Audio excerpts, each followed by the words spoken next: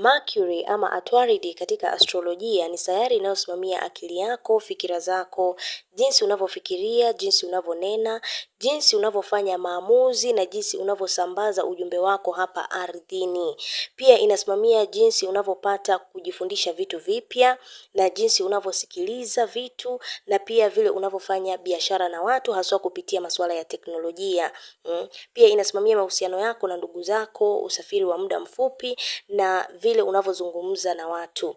Na katika birth chart yako, mahali ambapo kuna Atwaridi ama Mercury, huwa inazungumzia sana vile unavyofanya maamuzi, jinsi unavyojiongelelea au kujiexpress mbele za watu. Inazungumzia jinsi unavyokumbuka vitu, yani memory yako au maneno ambayo uliambiwa, na pia vile unakusanya ujumbe ama maneno kutoka sehemu mbalimbali, na pia jinsi unavyofanya maamuzi, na pia inazungumzia subjects ama vitu ambavyo unapata wakianza kuvinena vinakuvutia naturally. Na pia huwa inasimamia jinsi unavyotatua mambo yako na vile unavyojiunganisha katika mazungumzo na watu, na pia talanta ama skills ulizo nazo kama za uandishi, kunena, kufundisha na masuala ya teknolojia. So Mercury mahali ilipo katika birth chart yako huwa inasimamia maongezi yako, jinsi unavyonena, jinsi unavyofikiria, jinsi unavyoanzisha mambo haswa katika masuala ya mazungumzo. So Mercury huwa inatawala naturally Gemini ama nyumba ya 3. Gemini inasimamia masuala ya mazungumzo, pia ni watu ambao huwa wanataka kujua sana, ni watu wenye kupata mabadiliko kulingana na mazingira ambayo wako ndani, ni watu wenye uwezo wa kujua mambo mengi kwa mara moja na wenye vipaji mbalimbali haswa kupitia mazungumzo. So pia inatawala Virgo ama Mashuke, ambayo ni mwenye uwezo wa kuchambua kwa makini, mwenye mipangilio mema na mwenye umakini katika maneno na mwenye kutatua mambo kupitia matendo. Mercury ikiwa kwa nyumba ya kwanza. Kwa hivyo ninaenda kuongelea Mercury ama Atwaridi ikiwa kwa katika kila nyumba. So tutaanza na nyumba kisha baadaye tutaingia kwenye signs. So Mercury ikiwa kwa nyumba ya kwanza, ambayo ni nyumba inayosimamia umimi ama muonekano wako, tabia yako, vile unavyoonekana au kutazamwa kwa mara ya kwanza na watu, na jinsi unavyokabiliana na maisha, na jinsi watu wanavyokuona na muonekano wako au maumbile yako kimwili. Na ukumbuke pia Mercury inasimamia nini? Akili yako, vile unavyofikiria, vile unavyonena, vile unavyosoma au kujua au kutatua matatizo na kupata ujumbe. Hii inaleta mtu mwenye identity au utambulisho wake ni mtu mwenye hujengwa ama hupata upanuzi zaidi kupitia fikira zake na maongezi yake. So ukiwa na Mercury kwenye nyumba ya kwanza huwa imejiunganisha na identity yako. Mtu akikutana na wewe kwa mara ya kwanza anajua kabisa huyu ni mtu ambaye anaongea sana ama yuko very direct. Kingine, Mercury ikiwa kwenye nyumba ya kwanza, hawa ni watu wanaofikiria kwa haraka naturally na wanataka kujua mengi sana. Na ni watu wanaofurahia sana wanapojifundisha mambo, na akili yao huwa ipo active kila mara, yani wacheshi sana. Wanapenda kuuliza maswali na wanapenda kujiunganisha na watu kupitia mazungumzo. Kingine, jinsi wanavyo jiexpress mbele za watu. Hawa ni watu ambao wanajiexpress kupitia maneno, ideas ama hizo storytelling, uandishi, kujifundisha vitu kupitia mawasiliano. Huwa pia wanajihisi wamekamilika kwenye vikundi wakati wanapopata nafasi ya kuzungumza kwa uhuru na uwazi bila kupimiwa. Na hawa ni watu ambao huwa wanaongea mbele za watu, wako very direct. Ukikutana na mtu ni mtu ambaye ukiuliza swali yani yuko direct na hilo jibu. Ni watu ambao wako wazi, wa akili sana. Ila inategemea ni sign gani ambayo yupo kwenye nyumba ya kwanza ambayo Mercury ipo ndani. Ila hawa ni watu ambao unapata huwa ni watulivu, ila wanaongea haraka, wenye ushawishi mwingi, wenye ubunifu wa mawazo ama fikira. Katika kunena kwao, hawa ni watu ambao wanafurahia sana wanapojadiliana ama kubadilishana mawazo na watu, ama kuelezea kuhusu vitu kwa undani wakati wako karibu na watu. Wakati mwingi watu hao huwa wanafuata, yani huwa wanataka kuzungumza ama wanafata watu sana kwa ajili ya, ama wanafatwa na watu sana kwa ajili ya mawaidha, ama anaweza kufata mtu kwa ajili ya kutaka kujua mawili matatu. So hawa watu huwa wanafanya maamuzi kupitia kuchunguza vitu ama kupitia kuchunguza taarifa fulani. Maybe wanaingia mahali wanataka kuuliza maswali ama wanataka kujua ukweli fulani. Huwa ni watu ambao huwa wanataka kuelewa kitu kabla ya kujiamulia mambo. Nguvu yao kuu ipo katika uwepo wa kujua au kusoma vitu kwa haraka. Hawa ni watu ambao huwa wanataka kujua mambo mengi sana kwa mara moja. Ni werevu, wako sawa katika maongezi, wana memory njema ya kukumbuka mambo na wana uwezo wa kutatua matatizo kiurahisi. Pia ni wachunguzi wazuri sana. Kingine, mapungufu ya watu hawa ni watu ambao wanaongea sana, wasiotulia, wanawaza kupita kiasi na pia wanashindwa kufanya uamuzi kwa urahisi sana. Ni watu ambao wanachambua sana vitu kupita kiasi na wana hofu ya kupita kiasi na uchovu pia wa akili. Hawa ni watu ambao unapata kuna anxiety sana. Then vipawa ama zile skills ambao watu hawa huwa wako nayo ni watu ambao wanafanya vizuri katika masuala ya uandishi, kufundisha, kuongea mbele za umma, ni watu ambao wanapenda kuchunguza mambo, kusoma, kujua lugha tofauti, ni watu ambao wanafanya vizuri sana katika sales and marketing, content creation, kunegotiate na watu, wanafanya vizuri sana hivyo. Kazi zinazowafaa ni kazi kama za ualimu, uandishi, hakimu, translator, mwanabiashara, sales person, wale ambao wanauza, wale watangazaji wa redio na content creator. Watu hao wanatengeneza hela wakati Mercury yupo kwenye nyumba ya kwanza kupitia akili na sauti yao. Hawa ni watu ambao huwa wanapata ujumbe kupitia ideas zao. Yaani unapata akikaa hivi akifikiria kitu anaileta kwa wazi kupitia maneno. So ni watu ambao wanatengeneza hela kupitia kufundisha, kuuza kwenye biashara, kumarket ama kucoach ama masuala na social media. Vipawa vya rohoni haswa Mercury ikiwa kwenye nyumba ya kwanza ni uwezo mkubwa wa kuongozwa kiroho kupitia fikira na pia uwezo wa kujua kitu bila kuambiwa. Yaani hawa ni highly telepathy.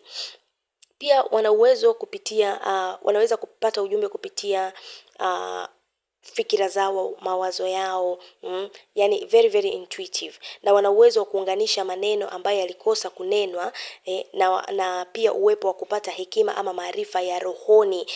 Yani hawa ni watu ambao wako highly telepathy, very intuitive, na pia wako na spiritual knowledge, wanaweza kuwa walimu wazuri wa rohoni. Pia wana uwezo wa kuinterpret lugha za rohoni, wale interpreters ama translators.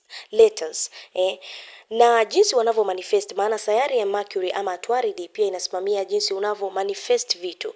Jinsi wanavyo manifest, wana manifest kupitia kuyaandika chini, baada ya kuyaandika wanayanena. Yani ni watu ambao wanajifundisha vitu na pia kutenda. Wanaandika na kuyafikiria na kupata kuyachilia kwenye anga. Yani huwa ni watu ambao wakifocus sana kwenye mawazo yao ama fikira zao, unapata zile vitu ambavyo wana manifest zinafanyika. Na hawa ni watu ambao wanapata majibu yao kupitia fikira ama vitu, wanapofikiria vitu kwa undani ama kusoma ama kuchunguza ama kuongea na watu mbalimbali ili kupata maneno ama vitu ambavyo wanahitaji kupata majibu kutokana navyo. Huwa wanatatua matatizo yao kupitia kukusanya maneno, kuuliza maswali, kufikiria kabla ya kuamua. Hivyo ndio huwa wanapata kutatua matatizo yao. Na jinsi wanavyojiunganisha na watu, maybe ni ndugu, ni majirani, wanajiunganisha na watu kupitia mazungumzo na kushare ideas ama kunena. Wale watu wanaongea sana. Na jinsi Mercury inavyoleta pesa kupitia hii nyumba, inaleta pesa kupitia maongezi yanayofungua milango ya kazi na biashara, haswa ya sales, uandishi ama ualimu. Hivyo ndo njia ambayo inaleta fedha. Ndani nimerejelea hiyo tena. Kupitia kwenye maneno yao unapata wanafungua milango ya hela. Na jinsi Mercury ikiwa kwa nyumba ya kwanza inavyowasaidia katika mahusiano, huwa kupitia mazungumzo. Wanaponena ukweli kwenye mahusiano yao, huwa unapata kunakuwa na kuelewana na inapata kunawiri sana. Mazungumzo yao huwa ndio ni kama ni tools kuu ya kuweza kufanya nini, kutatua matatizo ama kuweka mahusiano yawe sawa. Na katika biashara wanafanya vizuri katika biashara, nadhani nimeelezea vizuri katika biashara vya kuuza vitu vya shuleni, mambo na teknolojia, mambo na uandishi ama mambo na media.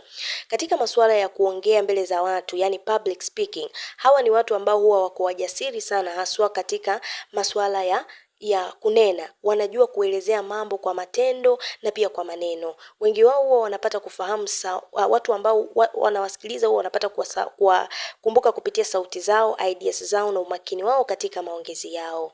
Na magonjwa ambao unapatana nayo ukiwa na Mercury kwa nyumba ya kwanza ni shida za kiakili, hofu ya kupita kiasi ama anxiety, kukosa usingizi, maumivu ya kichwa na nervous system problems. Hiyo ndio utakuwa nayo matatizo kama hayo. Na Vitu ambavyo wanafaa kuepukana navyo ili kupata kusawazisha Mercury kwenye nyumba ya kwanza ni umbea wa kupitiliza, kufikiria kwa kupita kiasi, kuongea kabla ya kufikiria, uchovu wa akili na kukosa focus kimaisha. Watu huwa wanavutiwa na watu ambao wako na Mercury kwa nyumba ya kwanza kwa jinsi walivyo akili, wanavyojua mengi, au wanataka kujua mengi, walivyo wacheshi, na pia wanavyojua kuelezea. Unaweza pata mtu hata miaka imeenda lakini vile anavyoongea inakuvutia tu. Unaona kama anaongea kama kijana. Ila watu huwa wanaonea wivu kwa ajili ni waakili, wana uwezo wa kunena kwa ujasiri na kuexpress ideas zao vyema, na pia uwezo wa kujifundisha vitu kwa haraka na kunetwork na watu kwa urahisi sana. Wakati ambapo kuna transits hizi zikiwa zina conjunct ama zina sextile Mercury, hasa ukiwa na Mercury kwenye nyumba ya kwanza, utapata inaleta mvuto ama inafungua milango ama nafasi katika kazi ama katika mahusiano ama katika njia yote ile kupitia haya. So kukiwa na hizo transits kama Mushtara ama Jupiter ikiwa ina conjunct Mercury, ama kuna Venus ina conjunct Mercury ama ina sextile, huwa inafungua milango ya upanuzi hasa katika masuala ya hela kupitia either maneno, ideas zako ama masomo ama kujiunganisha kwenye mazungumzo na watu, kwenye biashara. Inaleta pia upanuzi hasa katika masuala na biashara zako na kuingiza pia fedha. So wakati kuna Mercury retrograde, huwa unapata kubadilisha jinsi unavyojiexpress mbele za watu, huwa inatatiza sana pale, huwa unakosa kueleweka haswa wakati ambapo unakimbizana na maneno, ila huwa ni wakati mzuri wa kujiunganisha, kujichunguza fikira zako kuliko kulazimisha mawasiliano ama kufanya maamuzi mapya. Ni wakati wa kuangalia vitu ambavyo umekuwa unafanya kale, je, vimekuwa vina align na personality yako?